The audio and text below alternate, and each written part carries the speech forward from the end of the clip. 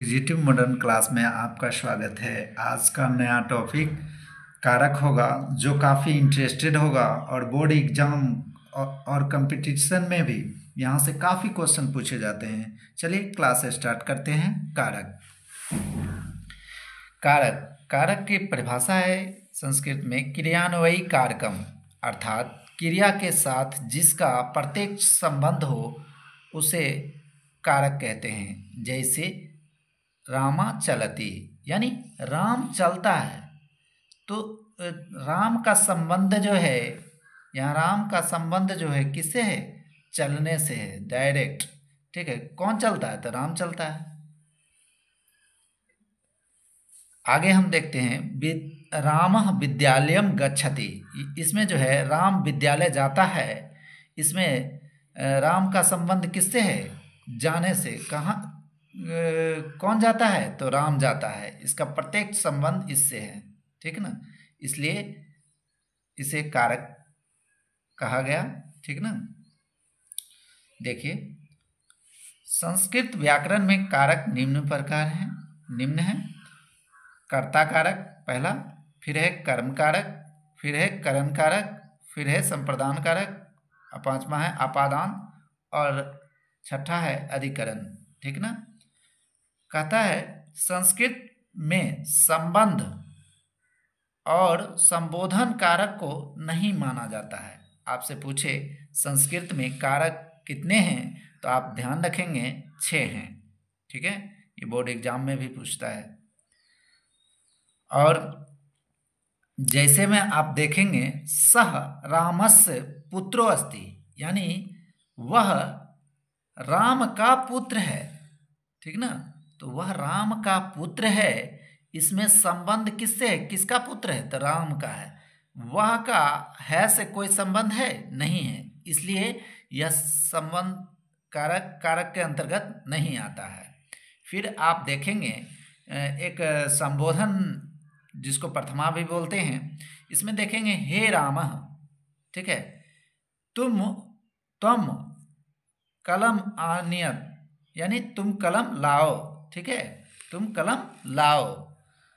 हे राम तुम कलम लाओ, इसमें जो है हे राम और है लाओ, लाओ में इसका कोई संबंध है? नहीं है, अर्थात यह जो है संबोधन कारक जो है कारक के अंतर्गत नहीं आएंगे। ठीक है, फिर हम आगे देखते हैं विभक्ति। आपसे पूछे विभक्तियों की संख्या कितनी है, तो ध्यान रखेंगे 7। ठीक ना, विभक्तियों की संख्या कितनी है? 7। ये भी एग्जाम में पूछे जाते हैं।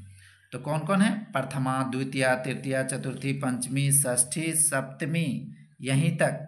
ठीक है, और अष्टमी न होके, संबोधन न होके प्रथमा भी हम यहाँ लिख सकते हैं संबोधन के बदले, ध्यान रखेंगे।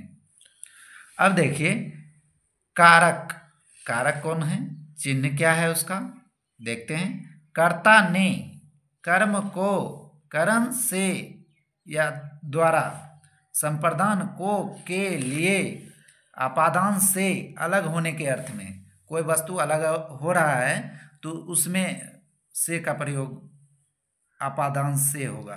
ठीक ना। संबंध का, के, की या रा, रे, री। अधिकरण में, पर। संबोधन हे, अहो, अरे, अजी। ठीक ना। अब हम देखते हैं, ये चीज़ इम्पोर्टेंट है, आप इसको समझने का कोशिश करेंगे कि इसका प्रयोग किस प्रकार कर पा रहे हैं वाक्य में। राम ने पत्र लिखा, तो ने चिन्ह आ गया, तो हम समझ पाएंगे कि कर्ता कारक ये है राम ने। ठीक है, तो इसका संस्कृत में क्या है? राम पत्रम अलिखत, राम ने पत्र लिखा।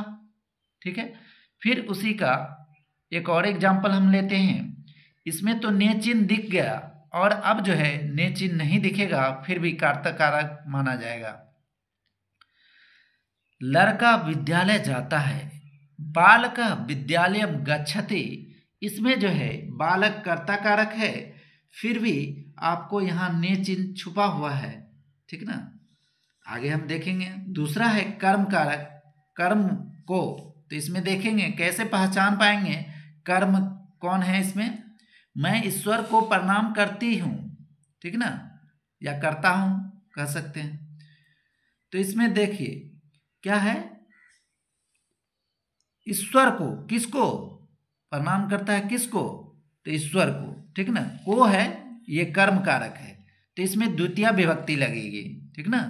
अहम ईश्वरम नमामि, ठीक है। फिर आगे देखते हैं, राम पुस्तक पढ़ता है या राम पुस्तक को पढ़ता है, दोनों एक ही वाक्य है। इसमें को दिख रहा है और इसमें को छिपा हुआ है, फिर भी दोनों का एक ही बनेगा और दोनों ही कर्म कारक हैं पुस्तक दोनों में। राम पुस्तकम पठति, फिर हम आगे देखते हैं तीसरा करण कारक, इसका चिन्ह है से द्वारा, यानी छात्र कलम से लिखते हैं, तो से किससे लिखते हैं, कलम से लिखते हैं, यहाँ ध्यान रखेंगे कलम से लिखते हैं, तो से चिन्ह आ गया, तो ये क्या है, करण कारक है, इसे पकड़ पाएंगे। और इसमें जो है तृतीया विभक्ति लगेगी, कौन सी विभक्ति, तृतीया, तो छात्र कलमेन लिखति। फिर और एग्जाम्पल इसका लेते हैं, लड़का गेंद से खेलता है, तो किससे खेलता है, गेंद से खेलता है। इसमें जो है करण कारक कौन है, गेंद से चिन्ह आया, तो इसे पकड़ पाएंगे, कर्म कारक है। और इसका संस्कृत में हो जाएगा बाल का कंदुकेन, तृतीया विभक्ति इसमें लगी है, केडति, ठीक है। फिर आगे हम देखते हैं चतुर्थी संप्रदान कारक को के लिए, तो छात्र पढ़ने के लिए विद्यालय जाता है, इसमें छात्र पठनाय चतुर्थी विभक्ति लगी है, विद्यालय गच्छति, ठीक है ना, पढ़ने के लिए चिन्ह आ गया। फिर हम इसमें और एग्जाम्पल देखते हैं, मैं घूमने के लिए उद्यान जाता हूँ, देखेंगे इसमें अहम भ्रमणाय, इसमें चतुर्थी विभक्ति लगी है, कौन सी विभक्ति, चतुर्थी, क्योंकि को के लिए आता है, ठीक है, चिन्ह, तो भ्रमणाय उद्यानम गच्छामि। फिर आगे देखते हैं, वृक्ष से फल गिरता है, वृक्षात, इसमें पंचमी विभक्ति, ठीक है, अपादान से क्या हो रहा है, आप कैसे पकड़ पाएंगे, फल वृक्ष से गिर रहा है, तो क्या हो रहा है, वृक्ष से अलग हो रहा है, ठीक है, इसलिए उसमें पंचमी विभक्ति लगेगी, जिससे अलग हो रहा है, यानी वृक्ष से अलग हो रहा है, इसमें पंचमी विभक्ति लगी है, वृक्षात फलम पतति। इसमें देखेंगे, मैं विद्यालय से आता हूँ, अहम विद्यालयात, इसमें पंचमी, ठीक है, आगच्छामि, ठीक है। फिर देखेंगे षष्ठी संबंध कारक को, के, की या रा रे री, ठीक है, राम का दूत, यानी रामस्य षष्ठी दूत, या विद्यालय का छात्र, तो विद्यालयस्य छात्र, ठीक है।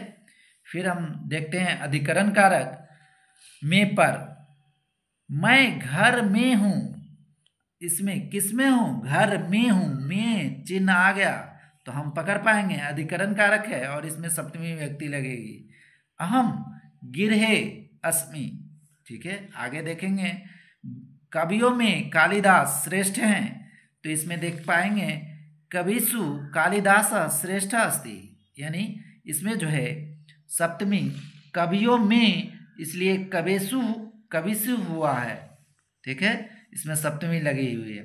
फिर हम देखेंगे संबोधन कारक, ठीक है, तो हे राम तुम क्या कर रहे हो, हे राम त्वम किम करोषि, इसमें जो है इसमें प्रथमा विभक्ति लगी है, ना माध्य मात्रे, उसमें उस सूत्र में भी देखेंगे तो आपको नाम में प्रथमा विभक्ति लगी है, अगले टॉपिक में हम पढ़ पाएंगे ये कैसे हुआ, यहाँ फिलहाल आप देख पाएंगे ये संबोधन का चिन्ह है, ठीक है। तो इस प्रकार हम पकड़ पाएंगे संबोधन कारक है। आज का क्लास इतना ही, अगले क्लास में और भी कारक विस्तृत जानकारी प्राप्त करेंगे। धन्यवाद।